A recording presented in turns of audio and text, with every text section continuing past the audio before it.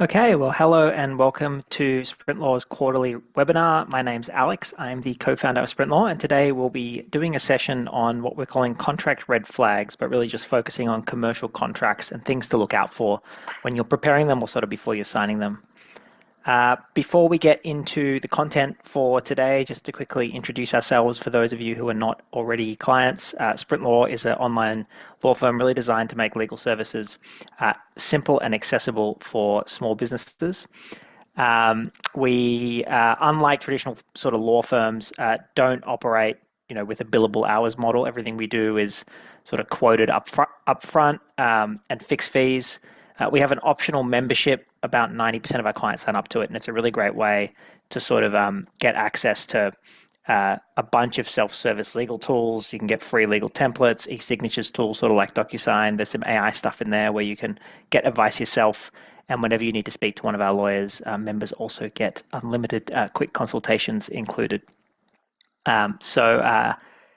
Definitely give us a try if you do need some legal help. A little more about us. We have a little over 9,000 clients. As you can probably tell from my accent, we're originally from Australia, but expanded to the UK in 2021 and have grown really quite quickly. Lots of happy customers, a big team, and we've won many industry awards, including late last year, we were named as the Innovator of the Year at the British Legal Awards, also won Innovation of the Year at the British Legal Technology Awards, and just last week we were named a finalist in Clio's Modern Law Awards in the UK as well for New Law Business of the Year. And if off the back of this webinar you are gripped by the need to get some legal help with the contract, we have free consultations for anyone that may need help. So we'll drop a link in the chat. You can scan this QR code. I'll show it again later on. And we're doing discounts at the moment for anyone that needs contracts checked. So it's a good time as any to get in touch if you do need some legal help. So the agenda for today is, as I said, to talk about contracts, business contracts. We'll start really with some of the fundamentals, like what is a contract, what is the definition of a contract, why it's important to get it in writing, when you need to worry more or less about getting something as a written contract. We'll then sort of explain a little bit how to read a contract, how they're structured, what the key concepts are in commercial contracts. And then we're going to just go through a bunch of different clauses, and we'll look at the wording of the contracts, what those wordings might mean in those specific clauses, and things to kind of look out for. The clauses that we've selected are ones that are applicable across a broad range of contracts. So hopefully by the end, you'll get a good flavor for things to look out for when you're handed a contract to sign, or things to think about when you're negotiating a contract. Now, as I'm going through, we do have a Q&A feature in Zoom. Do feel free to just dump a question in. You don't have to wait till the end. I will have a little bit of time at the end for questions if you do want to ask then, but I also don't mind keeping an eye on the Q&A and answering as I go, because it can be nice to elaborate on a concept that we're talking about. So do use that Q&A feature if you have questions. So to kick off, what is a contract? What they teach us in the first year of law school is that there are sort of 4 elements to a contract being formed, a legal contract being formed. The first is that there's some kind of offer. The second is that offer is accepted. The third is that there is some consideration or payment or something given in return for the offer. And the fourth is that there is an intention to create legal relations. It's not just a bit of a chat that two friends are having, but it's really an intention to be bound by something.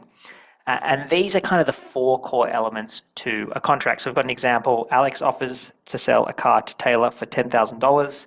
Taylor accepts the offer. We've got an offer from Alex. We've got an acceptance from Taylor. We've got consideration, which is the $10,000.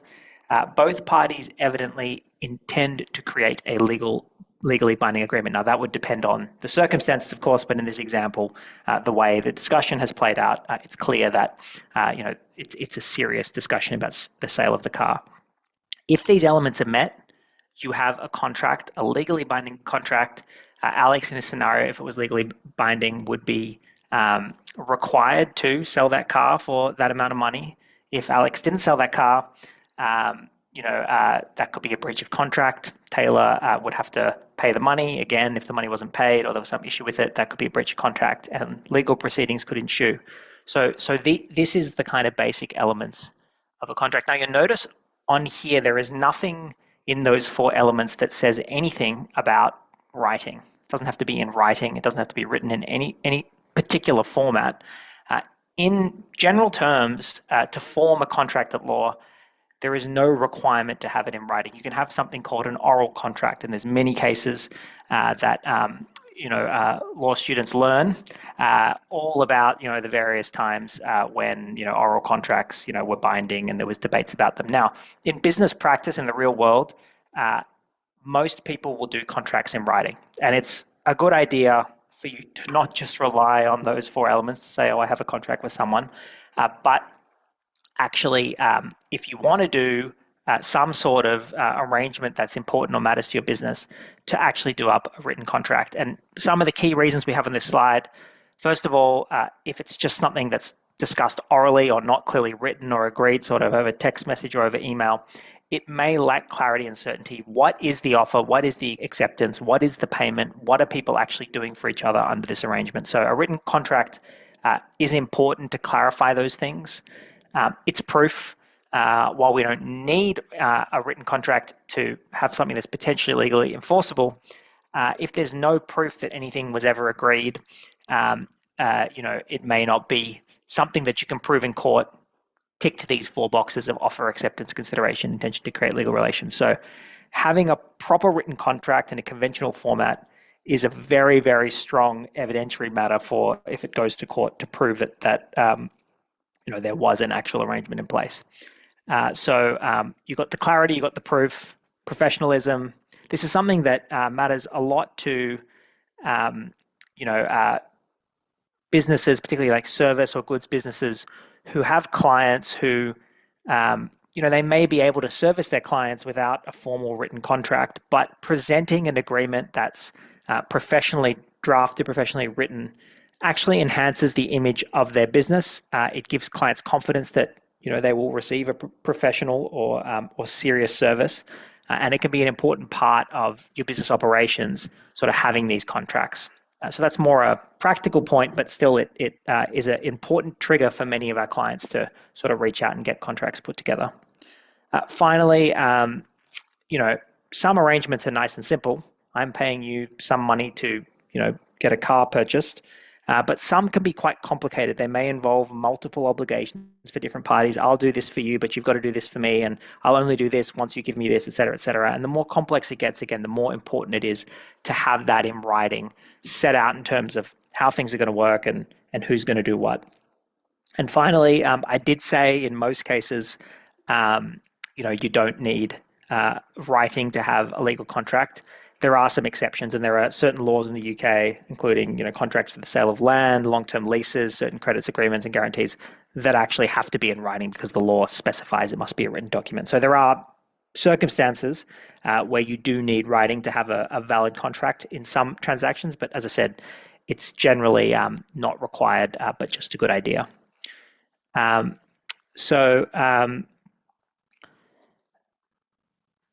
Now the question becomes, when should you bother with a written contract? When should you really think about having arrangements that you might make in business formalized, written down, and signed?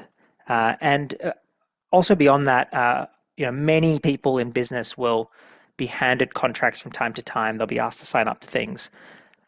And, if you're operating a small business, you may not have the time or the budget to get every single document that you're handed with terms and conditions checked by a lawyer. So when is a written contract most important in business, and when should you pay more attention to a contract and make sure that you potentially have it reviewed?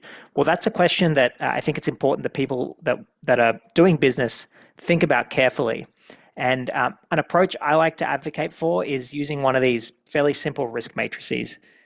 In business, you're going to enter into tons of transactions. You're going to have clients potentially, you'll have service providers, you'll have people that sell you goods, you'll have potentially partners, business partners, employees.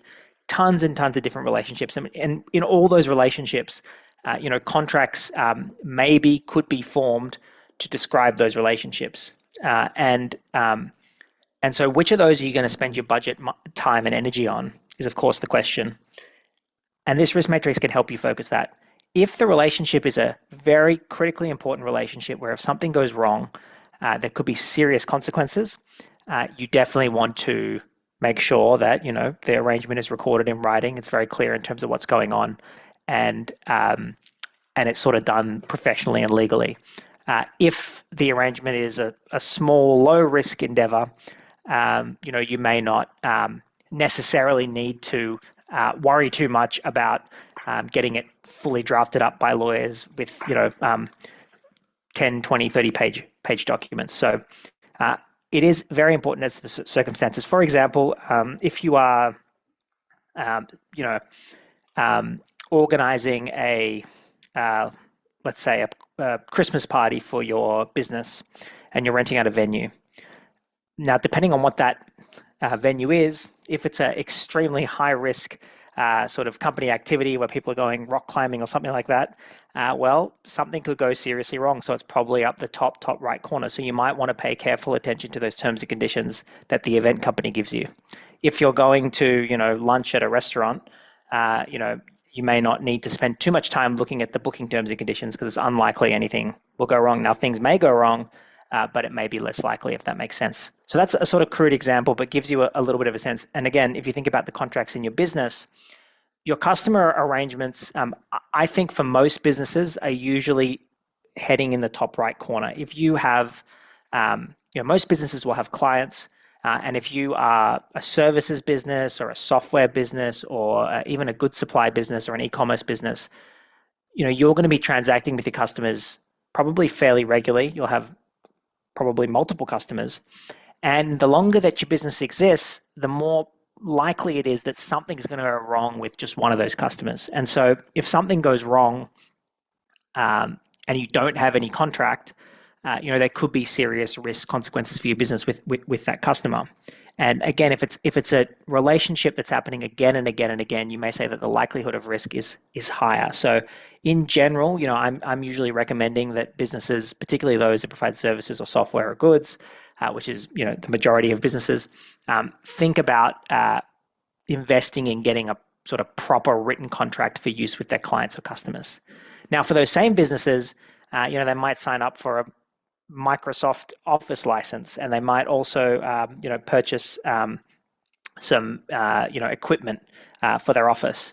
Now, there are contracts or terms and conditions associated with those, but again, it may not be worth having a lawyer review those terms and conditions carefully because there's probably not much you can do, and there's unlikely to be, big consequences of any issues with, the Microsoft Office terms and conditions. So, I'm not suggesting that, of course, every contract needs to be checked, but that will hopefully give you a little bit of a sense of when to think about the risk aspect. The other reason that you might want to put a proper contract together is to make good deals. And one thing we do as lawyers a lot is we help clients in important transactions write really effective written contracts that protect their interests. And a good contract can actually help reduce your costs, increase your revenue, and provide other benefits or structures, create incentives that you may not be aware of if you're not a lawyer that deals with contracts all the time. An example is, we often will do web development or software development contracts. Clients are engaging someone to build a website or a software. Now, the web developer or the software developer might just hand you a contract and say, here are my terms and conditions, sign them, and then the client may sign them, and off they go. If it's an important part of their business, that website or the application, they may not have realized what they signed said, the web developer will make them a website, but they might be free to copy that website and use it with other clients of theirs. It might say that the web developer, will charge X dollars per hour if the project goes longer than they thought it would. They might charge for bug fixes. They might not promise that the website's going to work, et cetera, et cetera. A proper written contract could restructure that deal to say, okay, I'll pay you this money, but I'll pay you an upfront deposit and I'll pay you an amount at the end when it's completed. I want you to promise there won't be any bugs on my website, and for a period of 6 months, you'll fix them for free. I want you to promise that you won't use this website or application with any other client, et cetera, et cetera. And so a deal like that can help not only protect the client that's engaging the website developers, but also it can help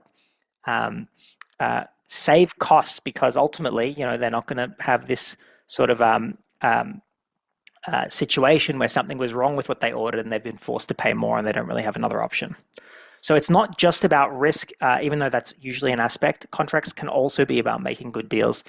Another example is referral partnerships or bonus schemes. All of these things could be structured in a way to be cleverly written to make improvements to your business's revenue or growth goals.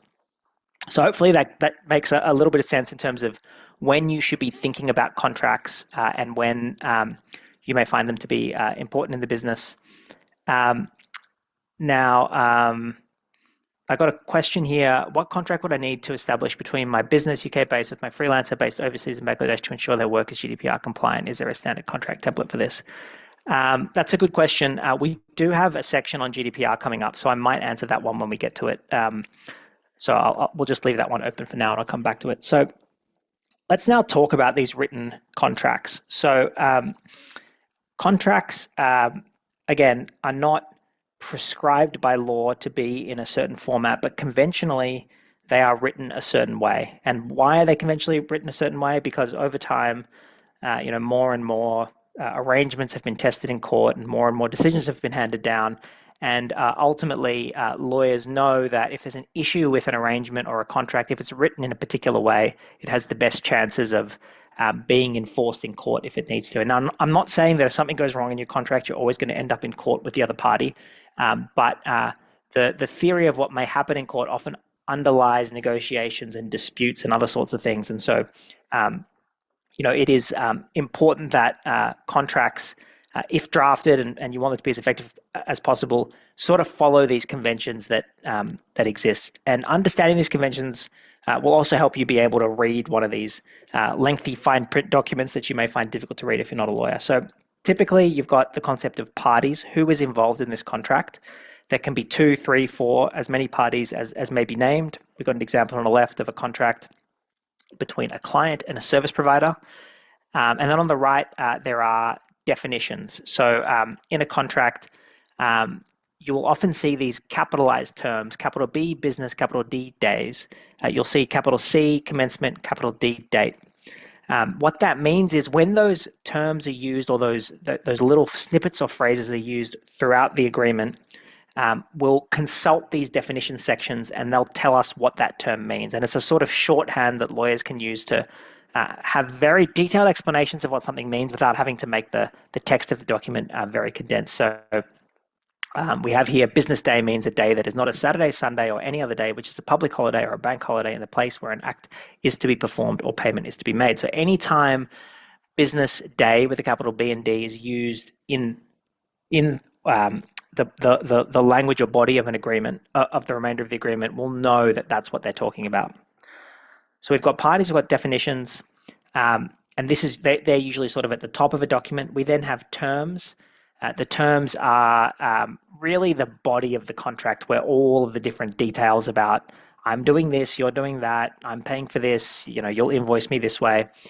All of that stuff's contained in the terms section. And then at the back of the document, we typically have these schedules or attachments, detailed specifics, depending on what the contract is, that may be relevant to the document. So you can see here we've got an example of likely taken from a goods agreement of what the different goods are, how much they cost, and what the specifications are. At the end of an agreement, we often have signatures. They can be simple or more complex. For companies, documents generally need to be signed by directors, although you can have simpler signing blocks. They just may not be as enforceable in court if there's a problem with them. And signatures are, again, not a legal requirement. As we've said from the start, even written contracts themselves are not a legal requirement, with some exceptions. And you can have a contract accepted through a tick box. And so you have there an example of, by ticking this box, you accept the terms and conditions, and people would have obviously seen that all around the internet. Now, when the user ticks that box and clicks accept, if the contract is validly written, at that moment, you would have a legal contract formed the same way as you would if somebody signed a document. So that can be used as an efficient way to have people agree to your agreements, just having these tick boxes. Of course, from an evidence perspective, you want to keep a record of the timestamp at which they accepted it. And, sometimes there are cases where people say, oh, this person agreed to my terms and conditions. And then the person says, I never agreed to it, prove it. And it can be difficult to prove. So for important documents, lawyers do prefer the signatures on the left. But again, it may not be feasible, depending on the way that your business works, to always get the signed document. So the click wrap can certainly work. And down the bottom, we have the browse wrap. These are very iffy sort of ways of forming contracts. You can see here it says, by accessing or using this website, you hereby accept this terms of use, or you accept this contract. A lot of website terms and conditions have this in the fine print if you click on them. These are questionable, and there's many cases that suggest that if somebody tried to enforce a terms and conditions agreed to by, a notice like this, it may not actually work. It's still done by, in this example, Starbucks and many other places. But it's one of the weakest ways, because again, it's very difficult to prove if you just have a contract form like that you've got an offer and acceptance, consideration, and intention to create legal relations if people never even read this sentence. So, but again, that's a way that some people try and get contracts signed. So, so those are some of the key concepts. Now, when you're actually handed a contract, these little blocks or modular elements that I just sort of described may be laid out in many different ways. Typically, you'll see that the parties is up the top. You'll typically see that the signatures is towards the bottom.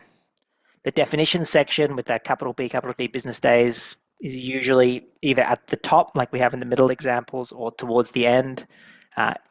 It varies. The terms or the body of the document is generally around the middle. Sometimes you have a background section that kind of summarizes what we're talking about here. Sometimes you have schedules. Again, we gave that example of the Dell computer list or prices of computer parts. Sometimes you have something called an order form or a key details, where some of the most important terms are just put on the cover page so everybody can see them easily, and then the rest of the details are hidden towards the back in the terms section. And sometimes you don't even have the parties named, and there's just a form that's filled out or a tick box that's accepted, and it can be very, very simple.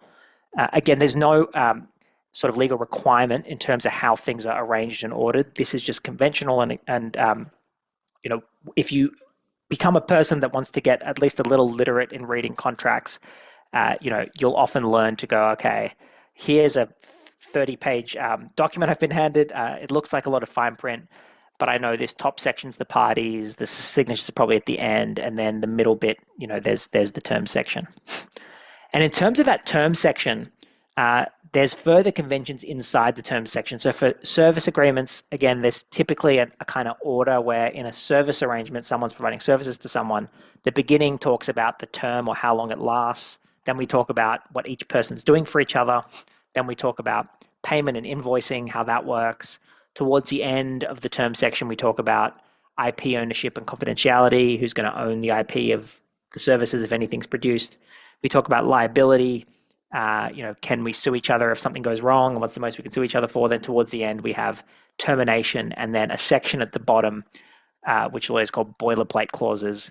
Things like, this is governed by the laws of England and Wales. If you want to contact anyone under this agreement, here's the contact address, et cetera, et cetera. So sort of template formal paragraphs that are in most contracts.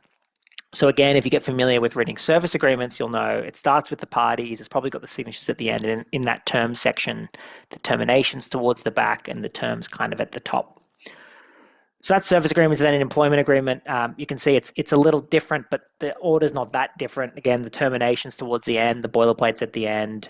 The duties of the employee is towards the top, just like the client and service provider is. And then we've got the pay around the middle and so on. And a shareholders agreement or a contract between sort of business partners in a company context, it has its own structure where decision-making may be covered up the top, how decisions are made in the business,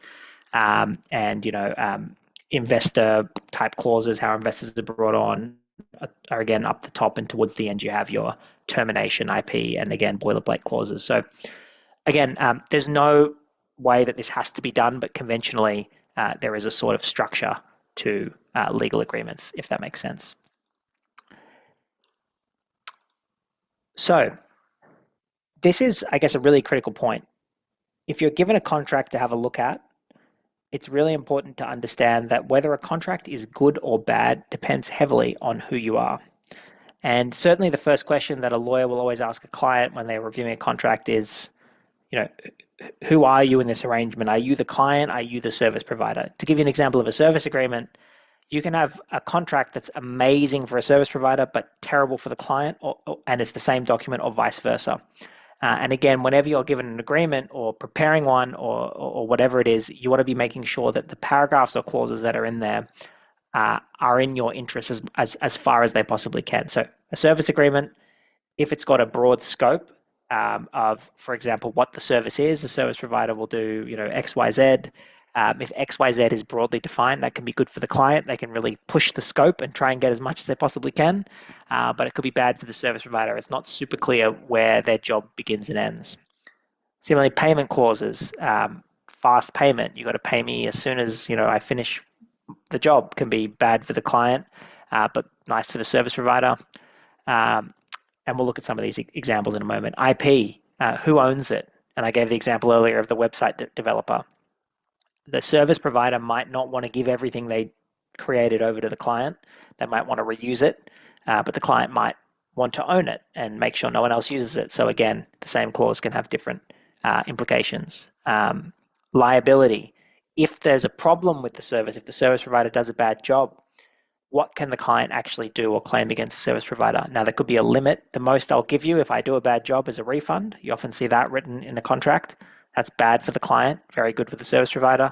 On the other hand, if it says there are no limits on the liability of the service provider, that can be great for the client because they can potentially claim major losses if the service provider makes a mistake. And finally, termination. How does the contract end? Again, you can imagine scenarios where terminating at any time might be nice for the client, but the service provider might want to lock it in. So the same document, a service agreement, can be very different depending on who you are. And one challenge or problem, sadly, we see with a lot of small businesses is that they'll just download a service agreement template from the internet, use it as their service agreement, and oftentimes the agreement will actually do more harm than good because it's the wrong way around. They're getting people to sign documents for their business, which actually are too good for the other party and not very good for them, if that makes sense. So very important to realize that contracts always, it depends on whose shoes you're in. So just to go through examples of different sorts of clauses. First, we'll look at payment terms. So we talked already, inside these service agreements, oftentimes there are payment clauses, but in many types of agreement, there can be payment clauses. So this is an example of a payment clause that you may see in a contract. And this is an example of one that's not very good for a client. So, if you're a client, someone hands you a contract, you see a payment clause like this, it's a bit of a red flag. It says the client agrees to pay the full amount upfront with deliverables to be provided as per the provider's discretion. So, there's a bunch of problems with this. First of all, it says the deliverables will be provided at the provider's discretion. So it's not super clear exactly what the client's getting. Now, probably we've got a capital D deliverables. This contract probably has a definition of deliverables, but it's not very clear what they're getting for their payment. And so, you can imagine a scenario where the service provider is, let's say it's, for a website or something saying, hey, I'm done. Here's your deliverables. And the client says, well, I'm not happy with those. And the contract says, well, it never said you had to be happy with those. It said the deliverables would be provided at the provider's discretion. And to make matters worse, the client's already paid upfront. So, we've got these vague deliverable terms, unfavorable payment terms, full upfront payment of exposing the client to financial risk.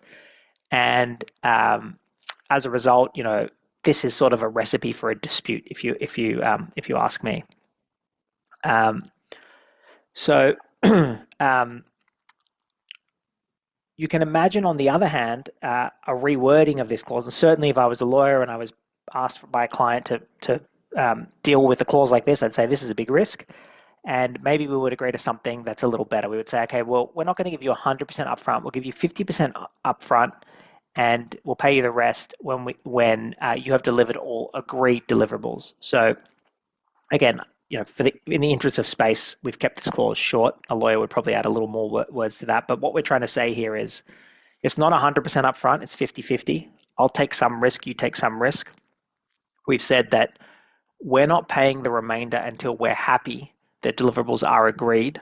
So again, the client has a chance to review them, make sure that they're happy with them, and have a conversation about making sure they're up to scratch before paying the final amount. And ultimately, you're going to likely have a better arrangement because the service provider in this case is going to be incentivized to make the client happy to get their last 50% payment. And again, the client has the confidence knowing, well, while they're paying an upfront deposit, the person's not going to run away with their money and do a bad job. So, a fairly obvious example, but this is kind of what we're talking about when we talk about terms being balanced one way or the other. Scope, I touched on this earlier, but here's a more detailed example. So anytime anybody is providing services, whether you're the service provider or you are receiving services, a concept many are familiar with is the ambiguous scope, the scope creep. What is the scope of what's actually being delivered? How broad is the provider's obligations? We have here a legal phrase: the provider will deliver services as necessary to fulfill the project requirements. So this example is pretty bad for actually everybody, but certainly bad for the client. It's not clear sort of what's getting. What the client is sort of getting. The ambiguity could lead to the scope creep. The client might expect more services than the service provider is intending to deliver. And what you're actually going to see from a situation like this, and again, we see this often, is that there was no real clear agreement about, what the provider was delivering and what the client was getting. And, you often see a dispute emerging of, oh, I thought I was getting this and you've actually delivered me that. Well, that's not in scope. That's going to cost more, et cetera, et cetera. You can see an argument emerging around the scope of the deliverables. Here's a much more specific clause. We have here: the provider will deliver the services as outlined in Schedule A within the agreed project scope and timeline. Now, actually, this is an example of one of our legal packages that we have on the left here. And you can see we have a very specific scope of work for this is for registering an Australian company. So we say, we'll set up your business under a single company structure. You'll get 60 minutes on the phone. You get these 2 registrations and you get a pack with these very specific documents. Unlike this one that's vague, it's very, very clear what you're going to get once you've completed the payment, if that makes sense. And so, and using a schedule might help with that if there's lots of details. So, in this example, it's very, very clear what the deliverables are. It's actually going to be better for the client, better for the service provider, better for everybody, because everybody knows what they're going to get when they pay for it. And ultimately, the relationship and the experience is more likely to be a smooth one. So, it's important. The more detail that you can include in a service arrangement as to what's included and what's not, the more specificity. And, one job that lawyers spend a lot of time doing is, we're handed service agreements and we'll spend a lot of time trying to be as specific as possible as to what's included, because a lot of the time it's very vague. It might be agreed over email and it's not clear where the deliverables start and end. So do think about that in any service arrangement, that sort of scope wording. IP ownership is again a important concept. So what is intellectual property? Intellectual property, for those that don't know, is sort of intangible property that may come into existence in a commercial context in the course of people performing services for you or when they're employed by you. So in a creative context, we're often talking about things like copyright, trademarks, and copyright, is things like, music or books or other sorts of things, performances and so on. In a business context, intellectual property often refers to creative works that service providers or employees may do for you. So, for example, if someone writes a blog post for you, that may be a form of sort of written copyright. If somebody creates a graphic or an image for your business, that may be copyright. If someone creates a presentation for your business, that may be copyright. Trademarks are another form of intellectual property. Your brand name, your logo, these are the sorts of things that can be owned by somebody and registered. So typically, if you are getting some intellectual property created by someone for your business, they're producing something for you, whether it's written content or a concept or a brochure or in some cases even a business strategy if it's original enough. Any of this sort of intangible, non-physical property that's being created, if it's important to your business, typically as a client, you want to own it. Now, typically as a service provider, if what you do is produce this for many people, let's say it's a graphic or a website that you're building, you might want to reuse that software code or that design for 10 different people. So if you're a service provider, you want to probably have the right to reuse it. You may want to own it. You may just want to give your client a license or a right to use it. And if you're a client, probably you want to own it. So this can often be a bit of a debate that emerges in business, if that makes sense. So we've got an example of a clause here. All services and deliverables developed during the term shall be owned by the provider, and nothing in this agreement shall transfer any IP rights to the client.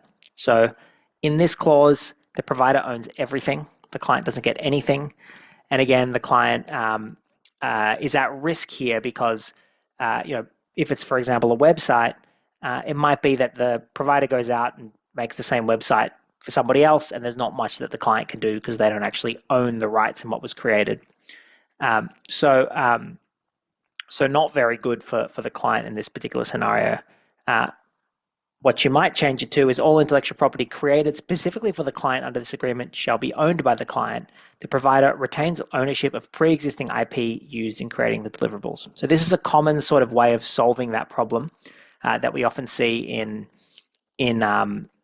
sort of service arrangements in intellectual property clauses. We'll say, okay, we understand that you might have some bits of what you do that you use for all of your, for example, web design clients. Maybe you always use the same footer. Maybe you always use the same type of menu bar.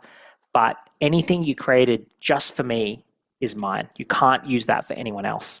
And so that often is a nice compromise that gives a provider the ability to have some of their own ways of doing things while not taking away from the client's want to have ownership over what they specifically sort of paid for. So again, you can see this clause being a little better for the client.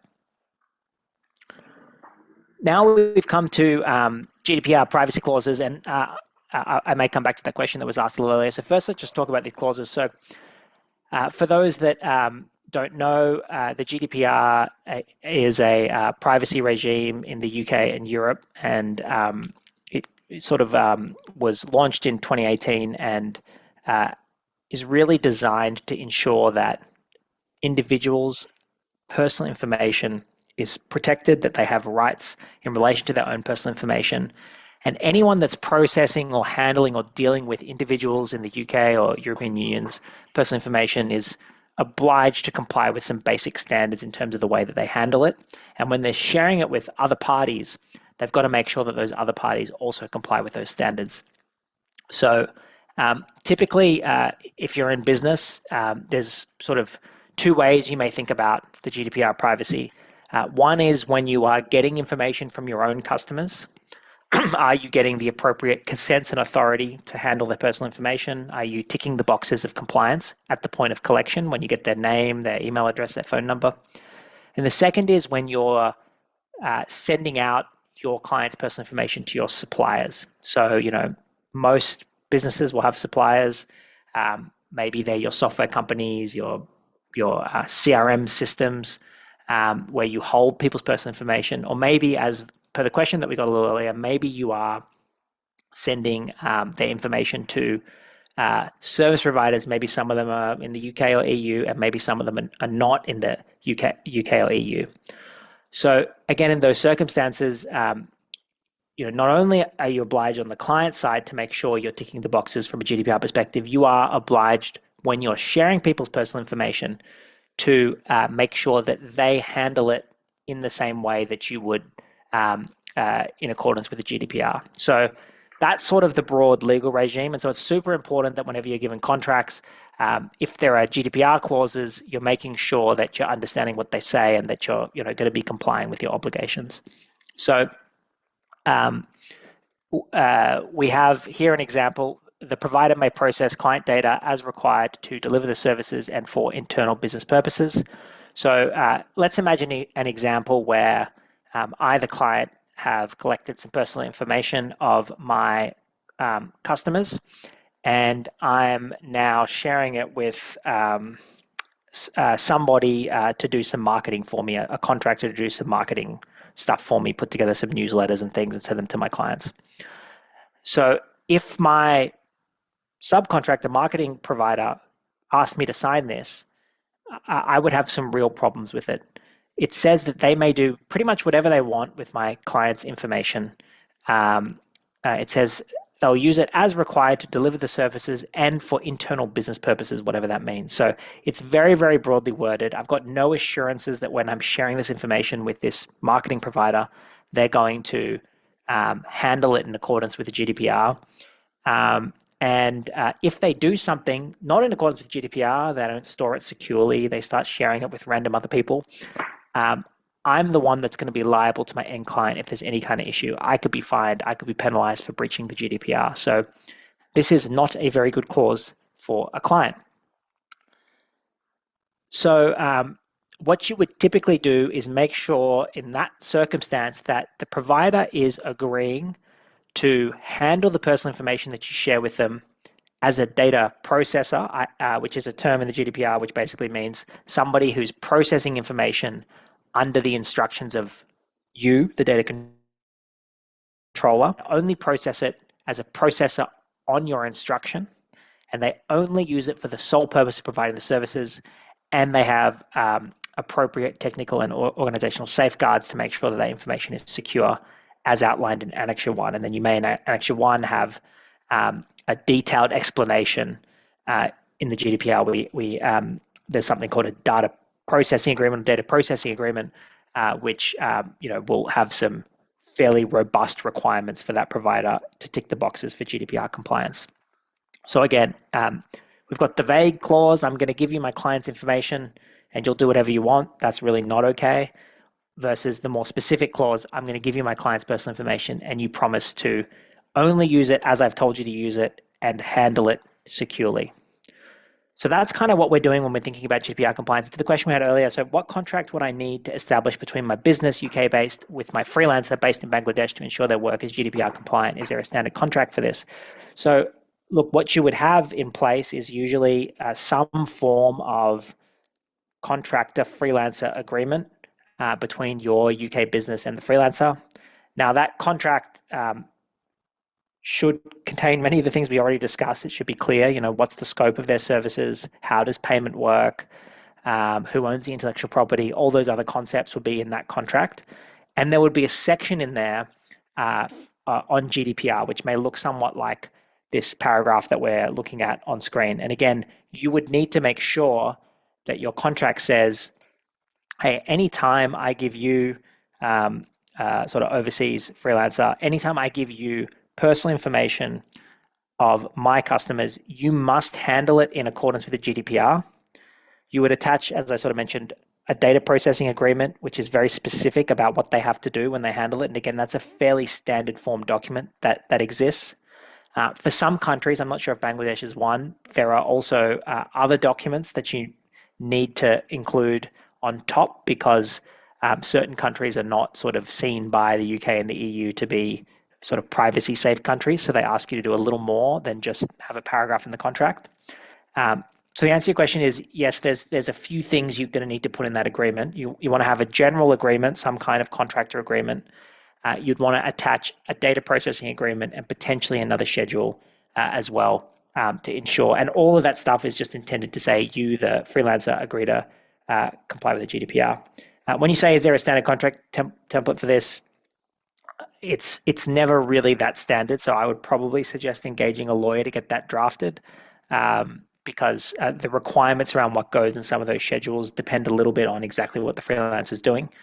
You may find data processing agreement templates online.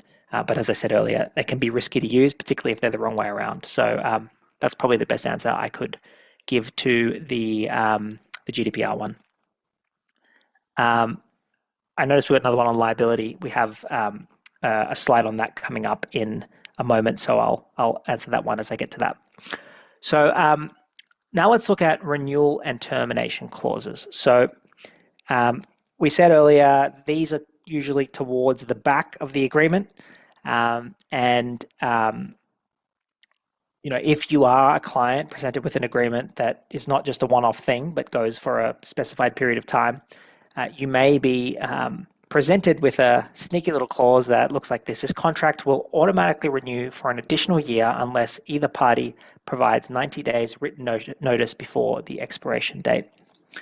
So this is a clause that says if the client misses the notice period, they're locked into another term. And requiring the client to give 90 days upfront notice is quite a long time in advance. It would be very easy to miss. And so ultimately it's pretty bad for the client. They're signing up to something they could easily miss the time period in which to cancel. And now they're locked in for another year. So, you would definitely want to have a look at this if you were asked to sign something with an automatic renewal. Now here's an improved version. So this is a way to make the clause a little better for the client. And again, if it's intended that it's going to be an ongoing arrangement, that's fine. But it says this contract may be renewed annually by mutual agreement of both parties. Either party may terminate with 30 days written notice prior to renewal. So we've got a shorter time period. You could cancel the day before it renews. There's a mutual consent element to it. Both parties have to actually agree to reduce the automatic commitments. It's fairer, it's more transparent, and again, it's sort of at the other end of the spectrum in terms of an automatic annual renewal. So, this is definitely something to look out for. Now, depending on your business model, you may want to have retainers, annual subscriptions, and these sorts of things. And you may not want to have to call each person each time and mutually agree for a renewal. And that's okay. But you probably don't want to do things this harsh, as it's likely to potentially be very bad for your clients. So, there are various ways to have something sort of in between the two, where maybe it does renew automatically, but there's a grace period. Maybe you give notices, like reminder notices before the renewal is coming up, to inform them that it's coming up to renewal. And these sorts of things, certainly for Sprintlaw, we have our sort of annual subscription, and again, it automatically renews, but we've got sort of grace periods and automated reminders, which help people know that it's coming up. So it is certainly possible. And I think for your business and your business model, you want to, in these circumstances, often find the creative solution that works for your business and make sure that it's a kind of fair contract. So again, you can see here already some of the nuance that can go into getting a good deal, as I kind of said earlier, from getting the clause wording right. Finally, let's move on to liability. So liability is really one of the most important areas of a contract. When I remember a sort of first year lawyer working at a sort of one of the big Magic Circle firms, but where I did my training. I remember one of the very senior lawyers was training me on Contracts 101, and he said to me, first thing to remember is, he said, if you're ever handed a contract and you've only got 2 minutes, look at two things. Look at the termination clause and the liability clause. And he's like, if they're okay, then everything's probably okay. And it's a bit of a simplification, but the reason he said that was, first of all, the termination clause, if you're going to sign something, how do you get out of it? You want to know how big a deal that is. If you can sign something and get out of it the next day, maybe it's not that big a deal. But if you can sign something and you're locked in for years, it is a big deal. So you want to pay attention to those termination clauses. But also these liability clauses, these clauses often set out, if something goes wrong, if the relationship breaks down, if we want to sue each other, if we start hating each other and it all goes pear-shaped, what is the most that each party can sue each other for? And it is possible under law to have a limitation of liability, as it's called, to say, if everything goes wrong in this relationship, you can't sue us to infinity pounds, the most you can sue us for is X. And X could be a fixed number, £1,000, or it could be a refund or something similar. So these are quite important to understand. What's the most that someone's going to be on the hook for if something goes wrong? This is an example. We're now looking from the service provider's perspective of a liability clause that's really bad for a service provider and quite good for a client. It says the provider agrees to indemnify the client for any and all claims, damages, or losses arising from the use of services or deliverables. So in this scenario, the service provider who's providing some service, maybe it's consulting, maybe it's website development, to use my example from earlier, maybe it's landscaping, whatever it is. If something goes wrong, in this case, the provider's saying, I will pay for any loss of any kind that you suffer. That's what the word indemnify means, sort of like insurance. I'll be your insurer. I will cover you for anything that goes wrong. Great for the client. They know they're going to pay their fees. They're going to get the service. And if anything goes wrong, they can call up the provider and they're going to be liable for everything. But not very good for the provider. On the other end, we have a liability limitation. So here, this is a bit more of a balanced version, which is a bit fairer for both the service provider and the client. Now, if the service provider just said the most I'm going to be liable for is £10, well, that's not very good for the client because the client has no faith the service provider will do a good job. If the worst case scenario, they're only liable for £10. But equally, the service provider doesn't want to be liable for infinity, for anything that could potentially go wrong as a result of their service. So this kind of compromises what you often see. Both parties agree to cover each other, indemnify each other against claims arising from their breach of confidentiality or breach of laws. If either the client or the service provider break the law in the arrangement, or in this case, break confidentiality, then they will cover each other because those are quite serious things. Otherwise, the maximum liability of either party is limited or capped to the fees paid by the client to the service provider in the preceding 6 months.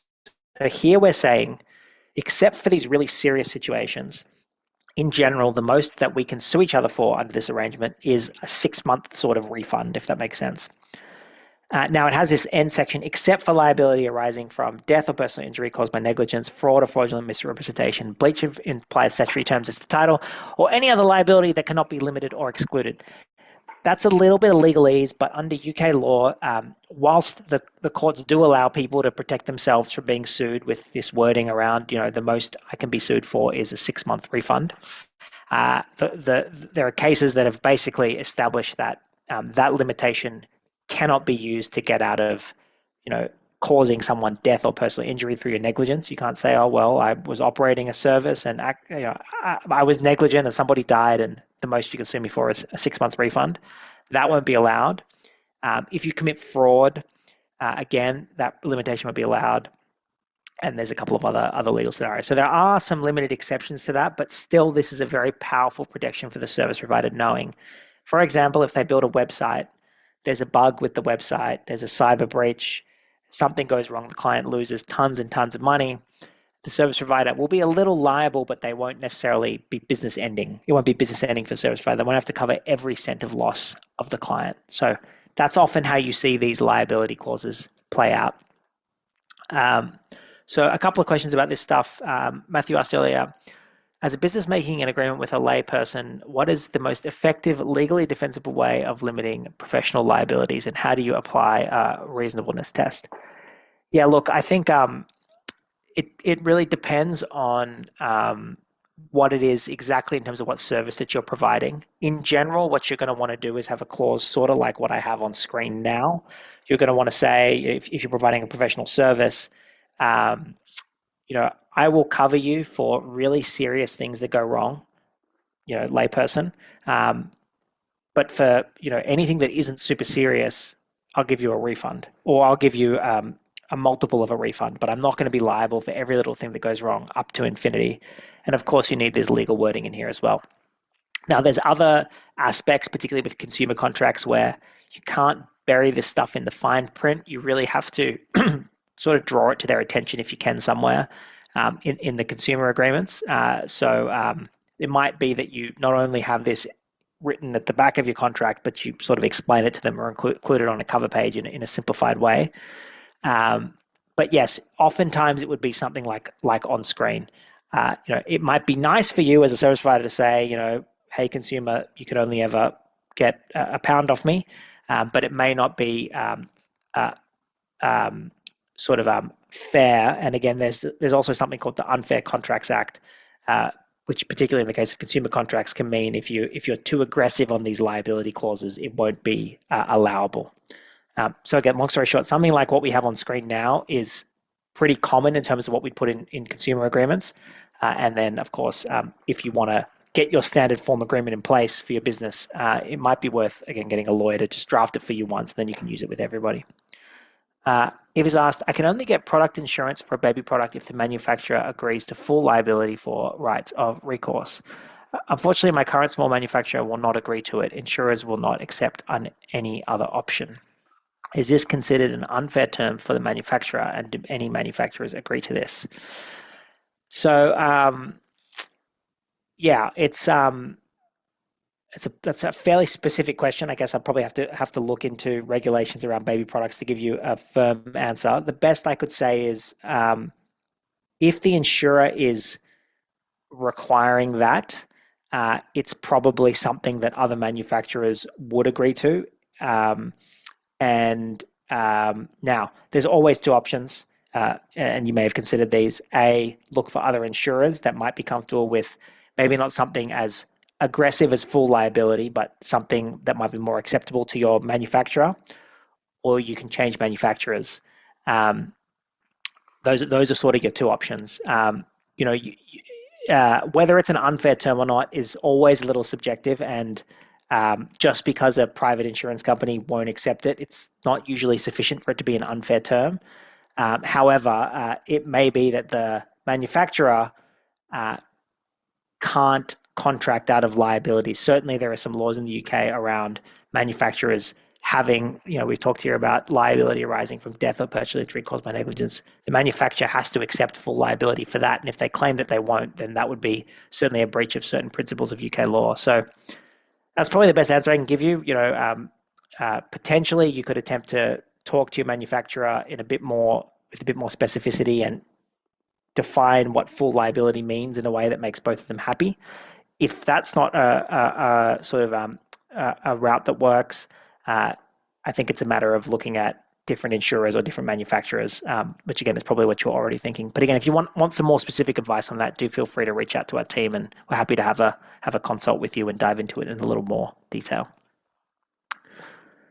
So we're coming up to the hour, and that was a lot of the content that we were going to cover for today. Again, just a reminder, serious stuff, get it checked, do it properly, don't try and do it yourself. Big deals, get it checked or consider getting lawyers involved. But if it's stuff that isn't super important, you could potentially save your budget on it.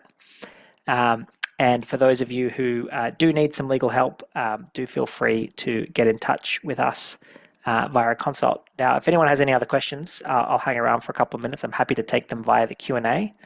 Otherwise, we're doing these webinars once a quarter on various topics. Would love to hear any feedback if people want to shoot an email to our email address on if they found it useful, or if there's ways we can make the format more interesting, or if there are other topics that you'd like us to cover. But hopefully people have found this useful, and it's been fun to cover it.